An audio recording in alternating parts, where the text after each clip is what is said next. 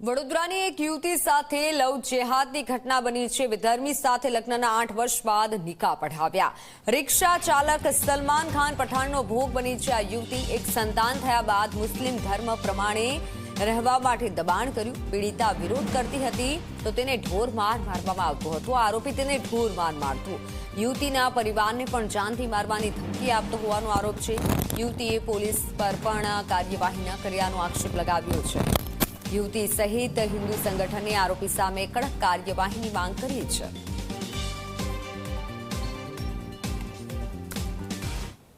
હિન્દુ સંગઠનની આ જ માંગ છે કે અમારી જે હિન્દુ દીકરીઓ છે એને અમે બચાવવા માટે પૂરી કોશિશ કરીએ છીએ।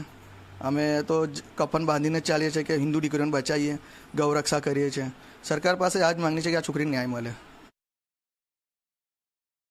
વડોદરાની હિન્દુ યુવતી સાથે કેરેલા સ્ટોરી 2 જેવી જ એક ઘટના બનવા પામી છે, જેમાં વિધર્મી યુવકે તેને પહેલાં પ્રેમજાળમાં ફસાવી લગ્ન કર્યા અને ત્યારબાદ તેની સાથે મારઝૂડ કરવા લાગ્યા અને ધર્મ પરિવર્તન કરાવવા માટે તેના ઉપર દબાણ કરવામાં આવ્યું। ત્યારે આપણે જે પીડિતા છે તેની સાથે સીધી રીતે વાત કરીશું કે તેમનું શું કહેવું છે।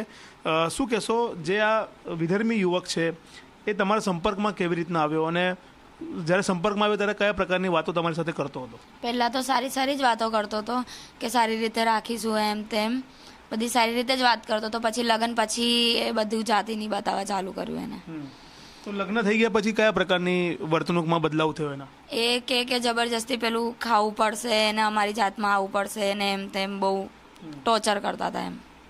લગ્ન કઈ રીતના થાય? હિન્દુ સંસ્કૃતિ પ્રમાણે કે પછી એ કોર્ટ મેરેજ બી કર્યા ને એ લોકોમાં બી કરે છે, એવું બી એ લોકોએ કરાયા। નિકાહ પડ્યા? હા। ધર્મ પરિવર્તનને લઈને પણ તમારું નામ બદલી નાખ્યું? હા। શું નામ? સકીના નામ રાખ્યું। તો શું કહેશો, જે રીતના જે તમારા ઉપર દબાણ કરતો હતો, તમારા પર અત્યાચાર કરતો હતો, કયા પ્રકારના અત્યાચાર કરવામાં આવ્યા? બહુ જ મારા પર અત્યાચાર કરતા હતા, ધમકી બી બહુ આલતા હતા। મારા ઘરવાળાને મારવાની ધમકી આલતા હતા, મને મારવાની ધમકી આલતા હતા, બધું કર્યું। તમારા ધર્મને લઈને કશું વાત થતી હતી? ના, બોલે તારા ધર્મમાં તો કશું નહીં કરવાનું, બધું અમારું જ કરવું પડશે બોલે। અમારમાં પેલું એ લોકો ખાય ને એ બધું ખાવું જ પડશે બોલે। પહેલા એવું કઈ કહેતા હતા કે નહીં ખવડાવ? પહેલા આ બધું કશું નહીં કહેતા હતા। પછી કઈ રીતે તમે એના ચુંગલમાંથી બહાર નીકળ્યા?